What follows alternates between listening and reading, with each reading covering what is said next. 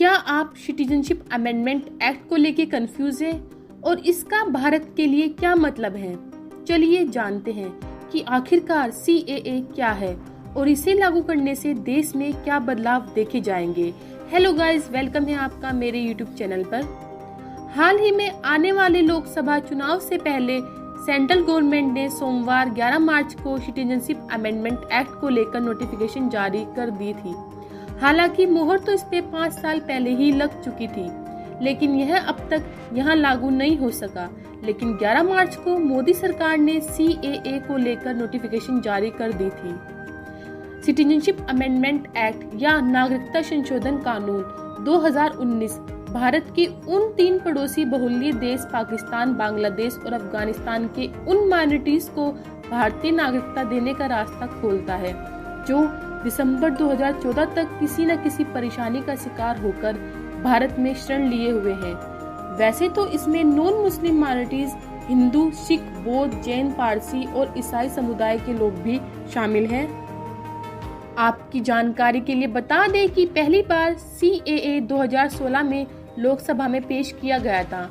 यहाँ से तो यह बिल पास हो गया, लेकिन राज्यसभा में जाकर ये अटक गया था। बाद में इसे संसदीय समिति के पास भेजा गया और फिर 2019 के लोकसभा चुनाव आ गए और फिर से बीजेपी की सरकार बनी। दिसंबर 2019 में इसे लोकसभा में दोबारा पेश किया गया और इस बार ये लोकसभा और राज्यसभा दोनों जगहों से पास हो गया। इसके बाद 10 जनवरी 2020 को राष्ट्रपति द्वारा इसे मंजूरी मिल गई, लेकिन कोरोना वायरस के चलते इसे लागू करने में देरी हुई।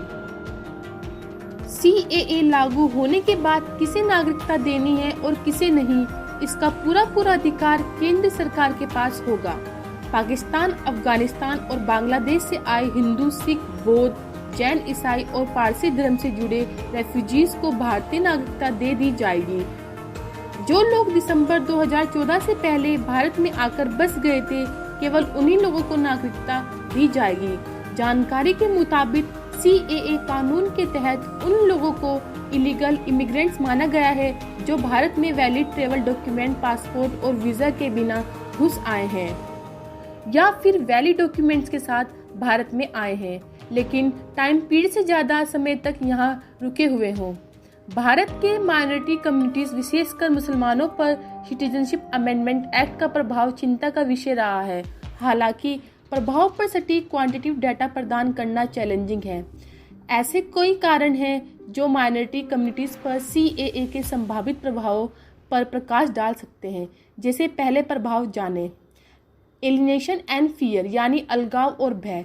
CAA national register of citizens NRC, proposed national population register NPR जैसे अन्य सरकारी उपायों के साथ मिलकर भारत की मुस्लिम के बीच अलगाव और भय की भावना में योगदान दिया है। कई मुसलमानों के बीच यह धारणा है कि ये उपाय उन्हें असंगत रूप से टारगेट करते हैं, जिससे नागरिकता की स्थिति और राज्य से निकाले जाने के बारे में चिंता पैदा होती है।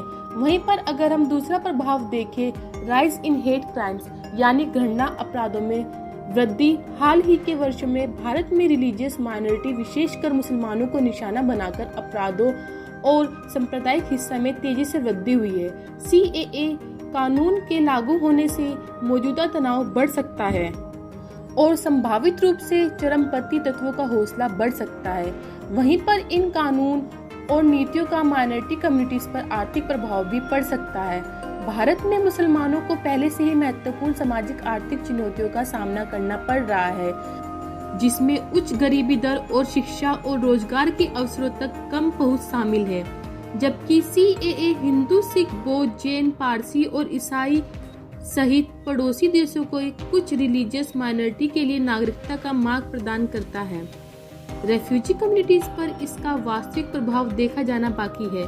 हालांकि ये डेटा सीमित हो सकता है। ये तो बात हुई इंडिया की माइनॉरिटी कम्युनिटीज पर CAA का क्या इम्पैक्ट पड़ेगा। चलिए अब बात करते हैं इसके मिसकंसेप्शंस और मिथ के बारे में। भारत में सिटीजनशिप अमेंडमेंट एक्ट के बारे में गलत धारणाओं और मिथकों को दूर करने के लिए कानून और इसके इम्प्लीकेशन की समझ होना आवश्यक है। CAA मुसलमानों सहित किसी भी भारतीय नागरिक को नागरिकता अधिकारों को प्रभावित नहीं करता है। यह मुख्य रूप से अफगानिस्तान, बांग्लादेश और पाकिस्तान जैसे पड़ोसी देशों को सताए गए धार्मिक अल्पसंख्यकों की नागरिकता की स्थिति को संबोधित करता है। यह इन देशों के हिंदू, सिख, बौद्ध, जैन, पारसी और ईसाई प्रवासियों के लिए नागरिकता का मार्ग प्रदान करता है, जो 31 दिसंबर 2014 से पहले भारत आए थे।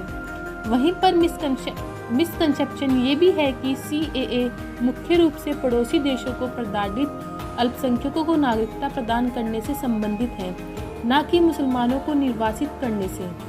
जैसे कुछ क्रिटिक्स का तर्क है कि CAA मुसलमानों को नागरिकता की एलिजिबिलिटी से बाहर करके उनके साथ भेदभाव करता है। हालांकि समर्थकों का मानना है कि कानून का उद्देश्य पड़ोसी इस्लामी देशों में सताए गए अल्पसंख्यकों की विशेष दुर्दशा को संबोधित करना है और मुसलमानों को भारतीय कानून के अन्य मौजूदा प्रावधानों के माध्यम से नागरिकता प्राप्त करने से नहीं रोकता है। हालांकि इसके बारे में एक मिसकंसेप्शन ये भी है कि पड़ोसी देश में धार्मिक अल्पसंख्यकों द्वारा उत्पीड़न के मामले सामने आए हैं।